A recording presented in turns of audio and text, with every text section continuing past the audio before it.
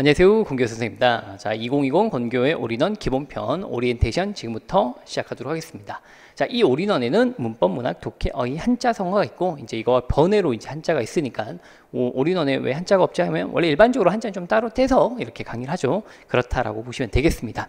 자, 그래서 한자를 제외한 나머지에 대해서 총괄적인 오리엔테이션을 하고 각각의 어떤 뭐 문법이나 문학이나 독해나 각각의 이 영역별로 오리엔테이션이 또 따로 있습니다. 그때 가서 좀 강조해야 될 게 좀 더 깊이 있게 있으니까 그래서 여기서는 좀 큰 틀에서 이게 이제 어떤 형식으로 만들어진 강좌고 그래서 어떤 취지를 바탕으로 만들어진 어떤 교재 강의니까 여기에 포인트를 주안점을 두고 한번 같이 가셨으면 좋겠다라고 하는 것들을 소개해주는 그런 영상이 되겠습니다. 자, 일단 먼저 본격적인 소개 앞서가지고 최근 수험 트렌드 변화를 한번 보셔야 되는데, 자, 이제 서울시가 인사혁신처에다가 문제를 의뢰했고, 인사혁신처는 그걸 굉장히 긍정적으로 검토한다고 했으니까, 서울시류 국어 문제도 국가직 지방직과 거의 비슷하거나 똑같을 것이다 라고 우리가 예상해 볼 수 있습니다. 그 전제를 바탕으로 계속 앞으로 문법이나 문학이나 각 영역별로 어떻게 공부해야 되는 게 맞는지를 설명드릴 테니까 한번 요 전제를 좀 바탕으로 두시기 바랍니다. 자, 그래서 문법부터 한번 먼저 말씀드릴 건데, 이 문법은 이 공무원 국어에 있어서 이제 초시생 기준으로 지금 말씀드린 거니까 재생은 너무 잘 알고 계시겠지만 이 국어 문제에 있어서 굉장히 방대한 양을 차지하고 있는 거죠. 그래서 이 문법에 한해서 제가 봤을 때 가장 학생들이 갖고 있는 큰 고민은 야, 이게 범위가 없는 것 같다. 너무 많다. 그래서 해도 끝이 없고 뭔가 이게 늪과 같다라고 생각을 해서 몇 회독을 돌려야지 된다라고 하는데 저는 그거 좀 잘못되었다고 봅니다.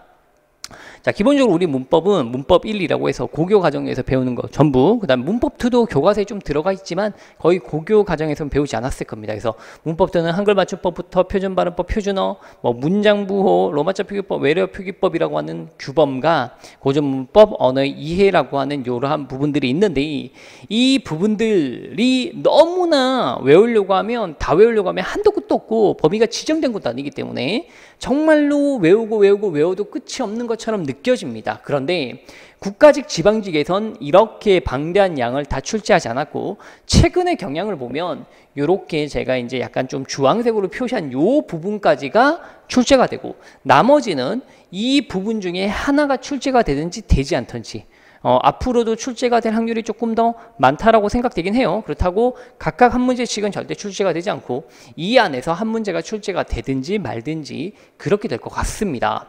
자, 그렇다면 이 포인트는 결국 어디 맞춰져 있어야 되냐면 양을 좀 줄여야 돼요. 기존에 계속 공무원 공시가 원체 문법이 강화되어 나왔다 보니까 여기에 초점 맞춰가지고 계속 공부하셨는데 그거 잘못되었다는 겁니다. 이제는 양을 좀 확실히 줄여가지고 이렇게 주황색으로 돼 있는 것까지는 좀 천천히 열심히 보셔야겠지만 이 하얀색 바탕으로 되어 있는 이 부분은 기출까지만 일단 먼저 공부하셔야 됩니다. 기출이 반복되고 계속 출제가 되고 있으니까.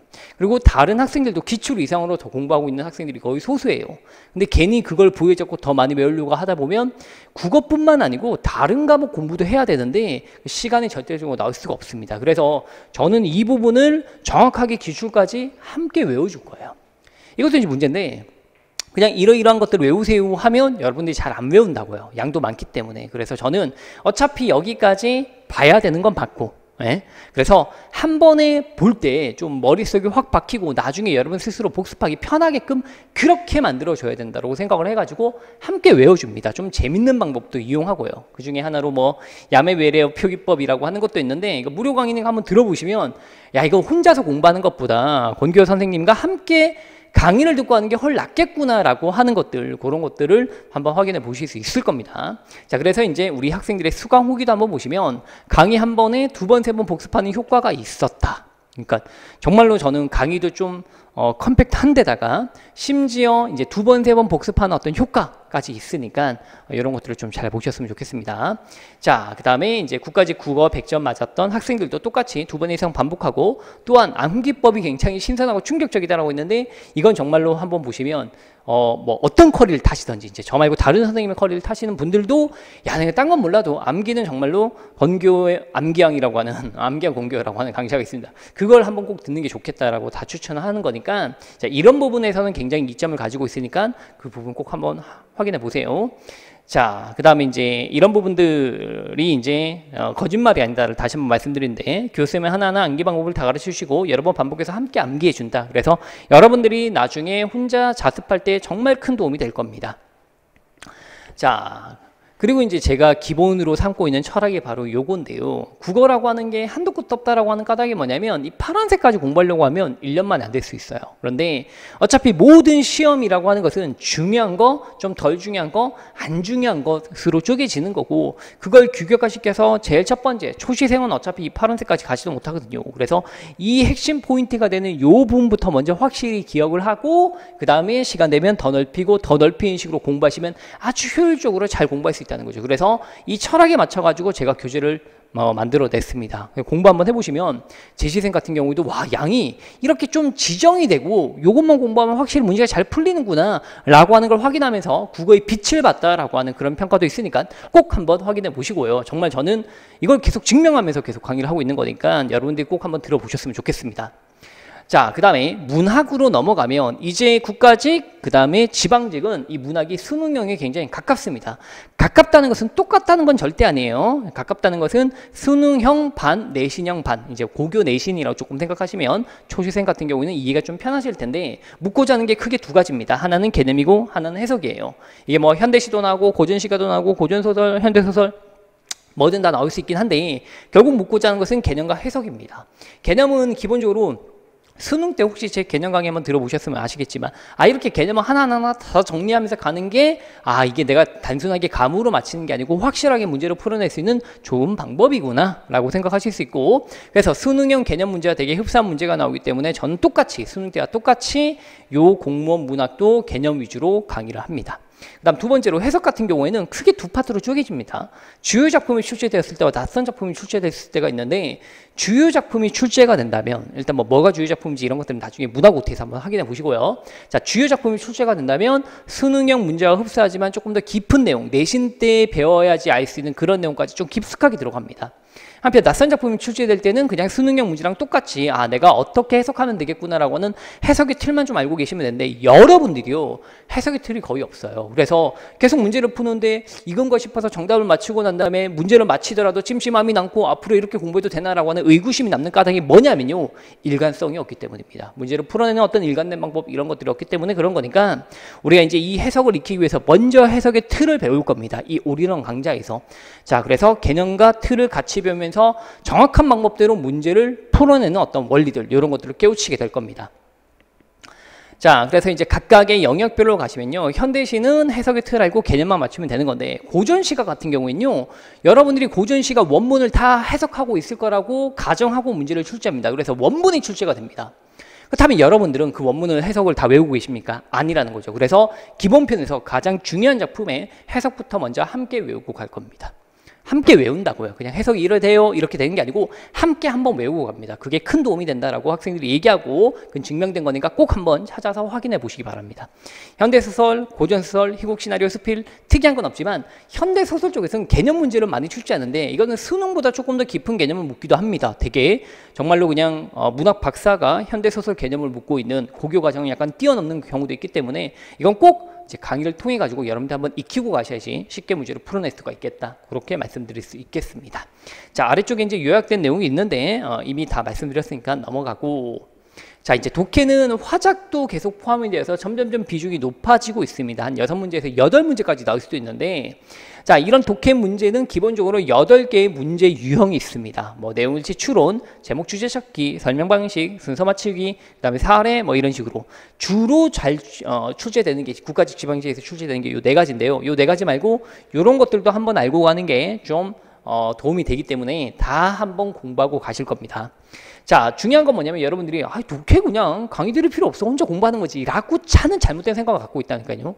왜? 독해도 어차피 문제를 출제하는 원리가 있을 거 아니에요. 예를 들어서 그냥 출제자가 그냥 뭐 읽고 이런 게 맞는 것 같네, 이렇게 문제 내지 않습니다. 그렇게 문제 내면 큰일 나요.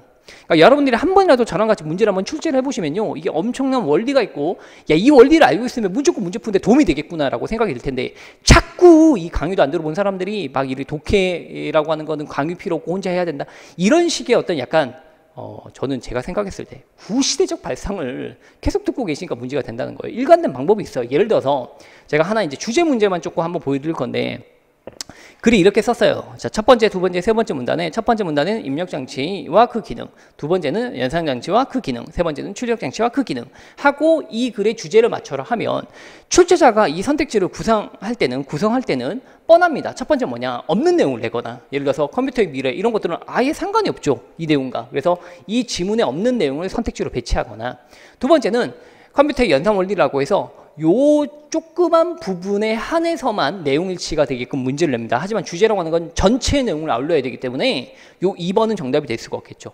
3번은 너무 크게 되는 거죠. 컴퓨터, 인간 뭐든지 다 가능한 얘기, 이거 말고도 다른 내용이 들어가도 다 가능한 얘기를 3번에 하고 있기 때문에 안 되고요. 정답은 4번이죠. 컴퓨터의 구성 요소와 그 기능이라고 해서 요 얘기랑 요 얘기를 다 아우르고 있는 얘기가 바로 적합한 범위에서 정답이 된다라고 하는 겁니다. 그러면 이 틀에 맞춰서 계속 주제 문제를 풀어보시면요, 물론 이제 이거 말고도 다른 비법이 있지만 그 원리에 맞춰서 계속 주제 문제를 풀다 보면 문제를 풀어내는 규격화된 방식이 있고, 내가 아무리 떨리더라도 답이 보이지 않더라도 일관된 사고의 과정을 따라가면서 결국에는 답을 도출해냅니다. 어떻게 해요? 정확하게. 그런 방법들을 좀 익혀주셔야 됩니다. 아시겠죠? 자, 그 다음에 한자성어는요, 제가 문제를 한번 갖고 와봤어요. 한자성어가 어떤 게 나오는지 몰라서 여러분들이 몰라 하실까봐 이렇게 한번 갖고 와봤는데, 결국 이 가로 안에 들어갈 한자성어로 1, 2, 3, 4번을 주는데 뭐죠? 한글을 주지 않습니다. 결국 한자를 외워야 돼요. 그러면 내가 한자는 포기하고 한자성어 문제는 정말 잘 나오니까 얘는 꼭 필수적으로 나오거든요, 거의. 자, 그러면 한자성어 문제는 나오니까 내가 한자성어는 꼭 익히고 가야겠다 했을 때 가장 큰 난관에 빠지는 게 이 각각의 한자를 다 외워야 되냐 말아야 되냐 이건데, 한자성어는 기본적으로 네 글자죠. 그죠? 한자가 네 글자인데 이 한자 네 글자를 다 알 필요가 없어요. 예를 들어서 월석 이렇게 기본적인 단어만 알아도 제가 이제 다 월석 밤에 달이 떴네 그러면 예, 경치가 아름다운 거죠. 그래서 월석만 보이면 아름다운 거죠. 이런 식으로 해서 정말 쉬운 한자를 바탕으로 사자성어 300개 이상을 다 함께 외워주고 갑니다. 그래서 한자성어는 반드시 공부해야 되고, 저한테는 넉 자를 다 외우게 하지 않고 두 자만 보고도 한자성어를 맞출 수 있는 방법이 있으니까 그 방법을 통해 가지고 아주 복습도 되게 편리한 그런 교재거든요. 그 교재를 통해 가지고 함께 공부하시면요, 분명히 이 올인원 교재 안에서 공부한 것만 하더라도 한자성어를 거의 완벽하게 익히시고 넘어가실 수 있을 겁니다. 자, 이제 한자와 어휘 문제가 있는데요.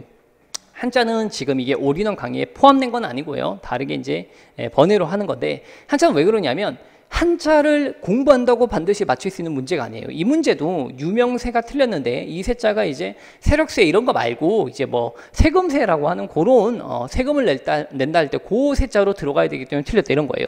이게 무슨 말이냐? 결론부터 얘기하면 낱글자를 내가 낱낱이 다 읽고 그 다음에 그 뜻이 무엇인지 알아도 못 맞춰요. 이거는. 왜냐면 유명세가 이 유명세일 것 같기도 한 느낌이 좀 들거든요. 근데 그거 못 맞춥니다, 여러분들이. 그러니까 결국 이제 한자 공부를 할 때는 내가 한자를 외울까 말까부터 먼저 생각을 해야 돼요. 아, 이거 내가 한자를 외워야 되나? 말아야 되나? 이거부터. 왜? 한자는 열심히 공부했는데도 뭐 50시간, 60시간 공부했는데도 내가 한 문제를 못 맞출 수도 있기 때문에 오히려 공부하는 사람이 훨씬 더 유리할 수도 있기 때문에 이거는 조금 고민을 해보고 접근해야 된다, 그런 거. 그 다음에 마지막으로 어인데요. 어인은 주제어이나 뭐 그 다음에 또 고유어, 간용구, 속담 등등등을 묻는데, 예를 들어서 한 쌈을 무엇을 세는 단위로 몇 개로 의미하냐 하면 바늘을 얘기하거든요. 바늘 한 쌈이라고. 그래서 바늘 한 쌈은 24개인데 한 쌈 24개 이렇게 외워야 되는데 너무 힘들죠. 그래서 제가 신박한 암기법으로 바늘을 한 쌈 먹으면 12지장이 2개 있어도 부족해. 이렇게 외웁니다. 그러면 12지장이라고 하는 게 10이잖아요. 2개 있어도 부족하니까 곱하기 1을 하면 24이죠. 그죠? 그래서 그런 식으로 해서 한 쌈은 24라고 외우게 만듭니다. 그럼 처음에 여러분들 이걸 들으면 저게 외워져? 라고 생각 들겠지만 저랑 같이 수업을 딱 1시간 진행해 보면 저게 외워지는 거구나. 혼자 외우면 절대 안 되는 거구나. 라고 인정을 하게 되실 겁니다. 예를 들어 뭐 속담 같은 거 이런 거 몰라요. 여러분들도 째단하면 섭섭하다의 의미가 뭐냐? 쭉 1, 2, 3, 4, 5번 중에 골라봐라. 또는 똑같은 속담 골라봐라. 이렇게 얘기하면 이게 되게 쓸모없는 것 같지만 없어지니까 뭔가 서운하다. 이런 느낌을 주고 있는 것이다. 이렇게 맞춰낼 수 있어야 된다는 얘기입니다. 이런 내용들을 쭉 한번 정리하고 가는 게 바로 올인원 강좌니까, 올인원 강좌는 좀 길긴 하지만 여러분들이 들으시면 혼자서 공부하는 것보다 무조건 한 10배 20배 유리하게끔 그렇게 진행되는 강좌다. 그렇게 보시면 되겠습니다. 자, 여기까지 6개의 영역으로 어떻게 쭉 올인원이 진행되는지를 한번 보여드렸는데요. 기본적으로 향후 커리는 어떻게 되냐면 올인원을 익힌 다음에 그 다음에 계기문을 통해서 문제풀이를 합니다. 우리가 원래 개념을 들으면 내가 다 이해되었겠지라고 생각하지만 실제로 그렇지 않아요. 이해도는 70에서 80이에요. 느낌만 남는 거거든요. 그럼 이제 나머지 내가 잃어버린 20에서 30%의 누락된 개념을 어떻게 익히냐. 문제를 좀 많이 풀어보면서 아 내가 이거 안다고 생각했는데 아 이거 내가 잘못 생각하고 있었구나. 문제 틀렸네. 다시 문제를 풀면서 약점을 체크해가지고 더 이해도를 끌어올리는 거죠. 그래서 문제풀이 잘하시면 100점이 나올 수도 있고 약간 좀 문제풀이를 통해서도 뭔가 약점이 좀 부족하면 이제 동형 모의고사를 통해 가지고 부족한 걸 더 채우거나 아니면 이제 내가 이미 점수는 100점 나오겠지만 시간을 더 줄이거나 패턴을 더 규격화해 가지고 변수를 줄여내는 거죠. 떨리더라도 문제를 풀어낼 수 있고 오히려 국어가 발목을 잡는 과목이 아니고 전략적인 과목을 만들기 위해서 이렇게 동형 모의고사를 통해 가지고 여러 가지 스킬뿐만 아니고 약점까지 체크하면서 마무리를 짓는 겁니다. 자, 한권 마무리는요. 한권 마무리라고 하는 또 다른 강의가 있고 뭐 한자라고 하는 강의도 있지만 그런 여타의 강의 말고 일단 흐름으로 보시면 이렇게 따라오시면 되겠고 물론 중간중간에 여러분들이 국어만 다 할 수 없기 때문에 어떤 것은 문제집만 풀어보셔도 될 겁니다. 다만 저는 계기문은 꼭 문제집만이라도 풀어보라고 권하는 게 계기문은 기출인데요. 기출 플러스 알파예요. 저는 기출만으로는 이 범위를 다 커버할 수 없다라고 생각하는 쪽이고 특히 국가직 지방직으로 바뀌고 있는데 옛날 서울시류 기출, 뭐 단수 남기식 기출 이런 거 풀어봐가지고 도움이 안 된단 말이에요. 그래서 그런 수능형 문제, 동형 문제를 많이 배치해 놨으니까 이걸 통해 가지고 여러분들이 문제풀이를 해야지 내가 모의고사 갔을 때 개념을 새로 익히지 않고 이미 익혔던 개념을 토대로 어떻게 해요? 정리하면서 그렇게 공부하실 수 있다라고 말씀드리겠습니다. 자, 여기까지입니다. 전 다시 한번 말씀드리지만 이 올인원 강좌를 통해서 여러분들에게 도움을 드리고 싶습니다. 그게 단순히 공부뿐만 아니고 암기에 있어서 혼자 하셔야 될 부분도 제가 봤을 때는 저도 옛날에 공부를 안 했기 때문에 정말 복습 싫어했거든요. 그럴 때 이제 그 학교나 그렇게 강의하시는 분들이 조금만 도움을 주더라도 정말 편했다라고 하는 걸 느꼈기 때문에 그걸 토대로 여러분들과 함께 하려고 하는 거니까 꼭 한번 들으시고요. 큰 도움 받아가지고 정말 건띠 때문에 공무원 합격할 수 있었어. 이런 얘기 들을 수 있게끔 그렇게 노력할 테니까 같이 한번 달려나가 보도록 합시다.